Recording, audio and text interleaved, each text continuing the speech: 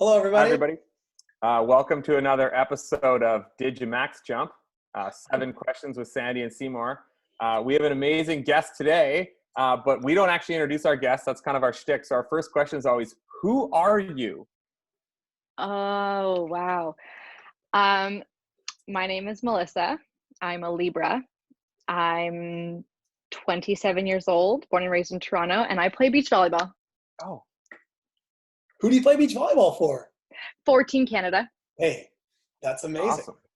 awesome. And so, where are you originally from? From Toronto, Ontario. You are from Toronto, Ontario. Okay. And then, what was your volleyball path growing up? Like, how did you start? I started kind of in an unorthodox way because of who my father was. And so growing up, I was just always around beach volleyball. He was the coach of Marquise and John Child, who won the bronze medal at the 1996 Atlanta Olympics. And I was 4 years old at that time. So my whole childhood and just growing up was influenced by that and the Olympic journey. And that was something that I learned early on that I wanted to do and chase. And so I started playing beach volleyball first, which I know is not the traditional way in volleyball. Usually you start with indoor. Oh, wow. And that's kind of how I started. I started at a young age. I think started playing like OVAs provincially when I was 12 years old, and then started representing Team Canada when I was 15 at my first junior world championships in Turkey. Oh, sweet. Nice. Actually, speaking of which, as a junior, how many times did you represent Canada? And how and where? What were the tournaments, I guess? Yeah, so I did 2 under 19 world championships in Turkey and in Portugal, and then I did 2 under 21 world championships in both of them were in Halifax actually, and then I did 2 under 23 world championships, and both those were in Poland. Nice. Okay. And then after that, I went into the senior FIVB World Tour circuit full time. Do you have a shout out to any of your partners you played with in those junior championships? Yes, I started with Victoria Altamar. She was my very first international beach partner. Then I played with Jen Cross. Then I went back to Victoria Altamar, and then Taylor Pischke for the rest of them. And then I switched to Sarah Pavin. Okay. Not a lot of partners for you. You're very loyal. Yeah, long-term relationships. Yeah, we stick it out. That's great. Okay, so growing up in Canada, I mean, obviously you couldn't really play beach all year round. So did you dabble in indoor a little bit?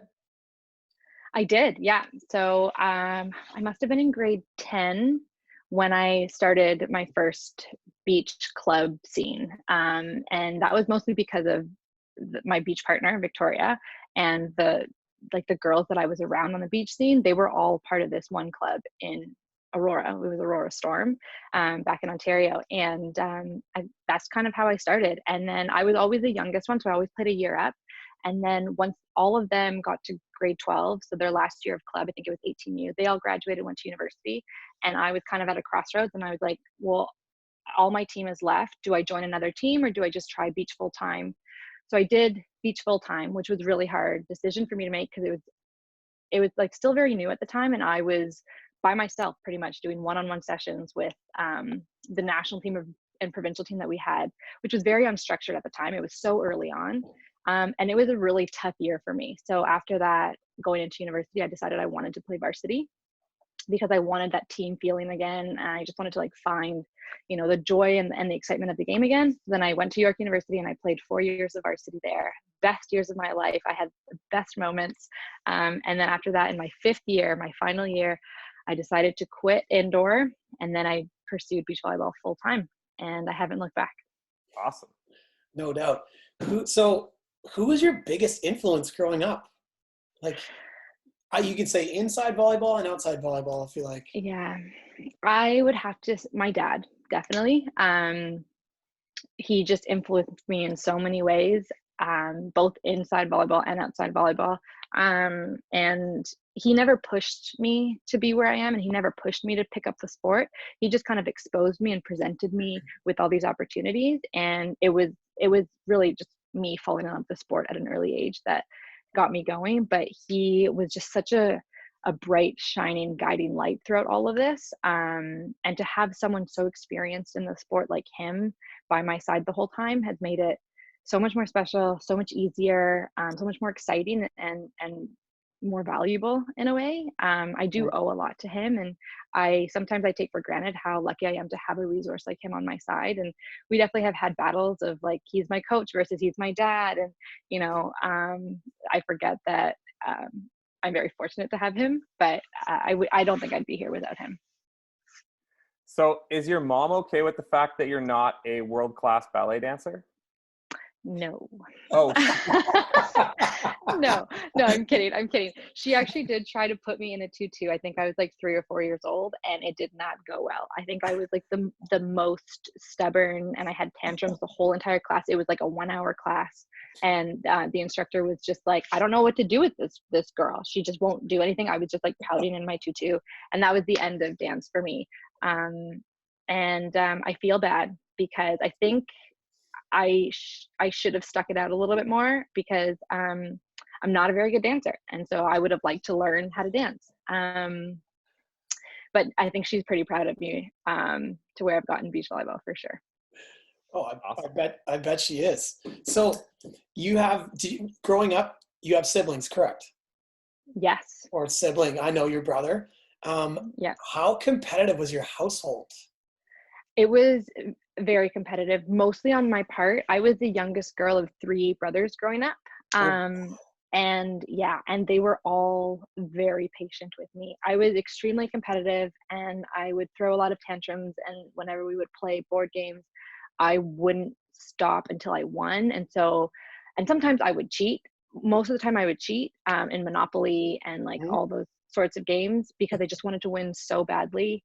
And so they would let me cheat. And then it got to a point where it wasn't satisfying to win if I didn't actually win anymore. And so they were always really, really good with me. And I would every time we'd get out of the car, I would race them to the front door. And I always thought I was really fast, but they would just let me win because they knew I would just be really annoying if I didn't win. And they were just really great brothers, and it was very competitive, but they were also very patient with me. So then 5 of you guys? There were 4 of us. Oh, sorry, 4 of you guys. Yeah. Who's the favorite? Who was the favorite kid in the household? It depends on who you ask. I would say Felipe is my mom's favorite for sure. Okay. It's kind of like a fact. And then I am probably my dad's favorite. And I also think I'm everybody's favorite because I was the baby girl of the family. That's probably true. Probably very accurate. Okay, so first 2 questions here. So what's your favorite win on tour that you've had, or favorite win in volleyball period? And what's your biggest payday? Okay. Those would be the same answer. Okay. My favorite win was last summer in Hamburg, Germany at the World Championships. There's really nothing that tops that until maybe next year. And that was also the biggest payday for Sarah and I. And it still was the best emotional and physical roller coaster ever. So it's not just a world championship gold medal. What does that also come with? It came with an Olympic berth, an automatic Olympic berth. So we automatically qualified. It also came with a large check and a 18-kilo gold trophy. Wow. Like pure gold. It was like over $100,000. No, we held it for like 5 seconds, did the photo up, and then they took it from us, and then they told us how much it was, which is smart because otherwise we would have ran with it. Yeah. Why did they give you like a duplicate, like a replica that's like filled with chocolate? You pull the foil off and you get to eat it. Like, how good would that be? That's a great idea. They actually send a replica. Yeah, honestly. They do send a replica to Volleyball Canada. We're in our office in Toronto. And that is like 14 kilos of plated gold, but it's still beautiful. And so we get to hold that for a year, and then we send that one back for the next World Champs. But they also just released the announcement that the World Champs are pushed back another year. So I guess we get to hold on to that for another year. 2-time champ. Boom, 2. Yeah. So just winning the World Championships, does that mean you're automatically seeded 1 in the Olympics? No. I have no idea, really. No, good question. We just have our berth, and then Olympic seeding is something completely different, and it's just something that we're still we're trying to go into the Olympics seeded 1. I think right now it's Brazil that's seeded 1, and the way that it works, it's like of your best 12 results, whatever your point average is, that's how you'll be seeded. I think we're second or third right now, so we're wanting to get that number 1 spot for sure heading into Tokyo. Excellent. So you have 2 times you've won best setter in the world. What makes you the best setter in the world, and how did you become that person? Honestly, you guys, it's probably one of my favorite things that I've ever won, just that title, because growing up, I was so afraid of hand setting, and it was terrifying. I didn't think I was very good. And I didn't hand set for a very long time until I kind of started partnering with Sarah. I think in our first or second year together, that's when I started like full-time hand setting, but I just loved how it looked and how like other people would do it. Especially like Larissa was someone that I looked up to, and it's just a beautiful movement to hand set. And so I worked on it so hard. And then when I got the award, I was floored. It was so special for me because I think it's just like one of the most beautiful skills in the sport, and it's just so fluid. And I think honestly, it was just something that I would do in my spare time at home, walking around, like after practice, walking in the car, I would just be like volleying to myself just to get that feel for it. Just because, well, one, it's such an easy skill to do by yourself, but also it's just, it's a nice feeling to it when you get it. And I would cringe every time I would go watch indoor games and I'd see those setters just like flick it out there, and I'd be like, no, like, come on, like, be gentle with it, be fluid with it. And so I don't know, it was just like one of my favorite things that I could have been awarded with. Okay, Volleyball Canada recently changed the rules now for youth, because that's a very common thing. Our girls are so scared to set, are going to double it. What if I carry it? All these things that we're going to get called. And now I believe below U16, as long as the ball is going where you want it to go, they're not calling doubles. So awesome. Really encouraged hand setting because they realized no one was doing the skill and they're scared to do it. And so it's not something we want to encourage is being scared of a skill. We want to encourage. No, totally. And I think more so in the women's game than the men's game. There aren't a lot of women, especially young girls, that hand set. And I think it is this fear of getting called. And it could be the guys just have bigger hands and it's easier for them to hand set. And so women shy away from it. But I want to encourage it as much as possible because it is such an important skill and it's so beautiful. Oh man, hand setting is like a side out beach must. So I'm going to clip that. I'll be like on our, like that's phenomenal. Okay. So to build on a similar question there, this year you also won Best Defensive Player in the World. So same idea. How did that happen? Like, what do you work on? What makes you the best defensive player in the world? Yeah, a lot of that is attributed to my team, like my coach and Sarah. Obviously, defending behind Sarah Pavin is a blessing, and I'm so fortunate to be able to do that because it makes my job so much easier. And I have been playing this game a long time, like a very, very long time, and I kind of just like fell into it naturally. And so I would consider myself more of like a flow feel player to the game. Like I would just kind of trust my instinct. I didn't think of myself as like a super technical player. And once I started partnering with Sarah and got my new coach, Scott Davenport, he really like honed in on my technical skills. And as a defender, that was huge for me. Like he made impressive gains, and there was just so many like minute details that I didn't even think correlated to defending that he perfected, and it led to being a really good defender and I guess one of the best in the world. I attribute a lot to that. And the best in the world. That's the what best in the world. It says best. That's not a typo. Yeah, I know. Sometimes it's hard to believe, but it was honestly just a lot of tedious individual practices where I'm just on my hands and knees and crawling to these balls and working on like my one-arm digs and just working on like not handcuffing myself and just all these little things that when you're in the moment you resort to kind of your old habits. And it was just being mindful of all these things that I wasn't practicing on a daily basis, and I think that really helped. Excellent. Awesome. Excellent. So we haven't really got there yet. We need to now. Come on, what's your excitement towards the Olympics? You're going. It's it.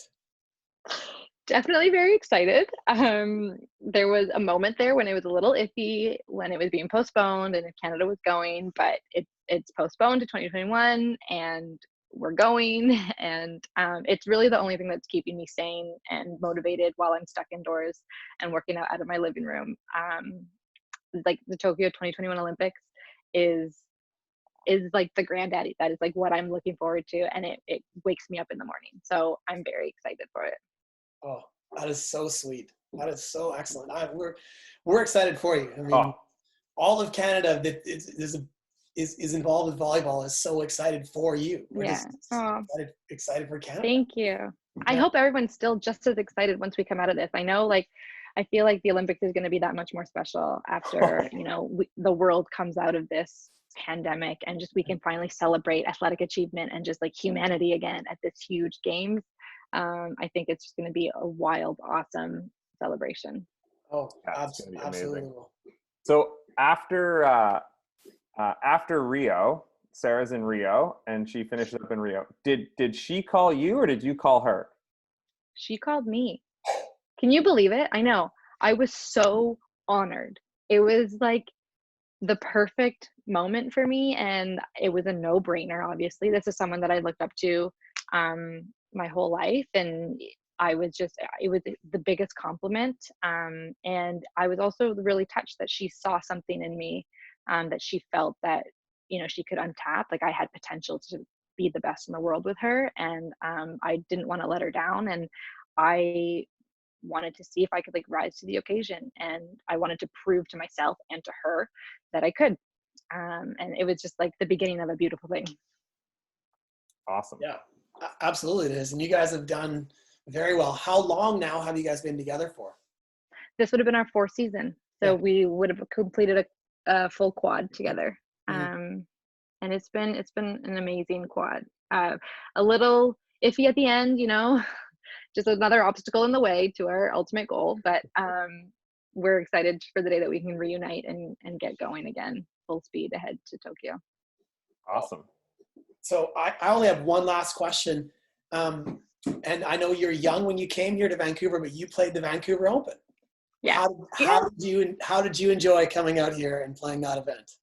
I love Vancouver Open. I would probably still play it if I could, because it is incredible. It kind of is like, it culminates all of beach volleyball in Canada, I feel, where it's such a homey family, like a big family, the celebration of talent and volleyball, and like people just show up. Like you can sense the community. And I had the best time. I remember, I think we played so many games in just a couple of days, but it was still like the best, most rewarding experience. It's beautiful. It's in Vancouver, and you're on Kits Beach. It's like, you can't ask for anything better than that. And I only hear that it just continues to get better. Like, I heard last year was phenomenal and just mind blowing, and I need to come back. Like, I need to experience it again. I miss it. We'd love to have retired Mel coming back to Kits Beach. I would love to. I know my brother moved out to the West Coast. He moved to Vancouver, and my mom's afraid that I'm also going to kind of make that trend, make my way over to Vancouver. And you never know. Never say never. You'd have a lot of girls chasing you around asking for autographs all day long. Oh, I would love it. I would love it. Okay, so last thing. Can you leave us with like 15, 20 seconds of something to say to some of our 13, 14, 15-year-olds that are going to watch this video? Absolutely. I have to say that one of the most important things in my career was getting outside of my comfort zone. As cliche as it is, I had to leave Toronto and leave the team that I knew and everything that I grew up in, and move to California and partner with a new person and have a new coach and live in another country, and a great country, but it was completely new to me, and it was uncomfortable, and I was scared, and it was a huge risk, and it was the best decision that I've ever made. And I think there are going to be opportunities presented to you, and say yes, because, you know, the worst that can happen is it doesn't work out and you try something else. But just try, put your heart into it, and there will always be another door that opens. Melissa, thank you very much for being with us today. Thank you so much for having me. This is great. It was awesome.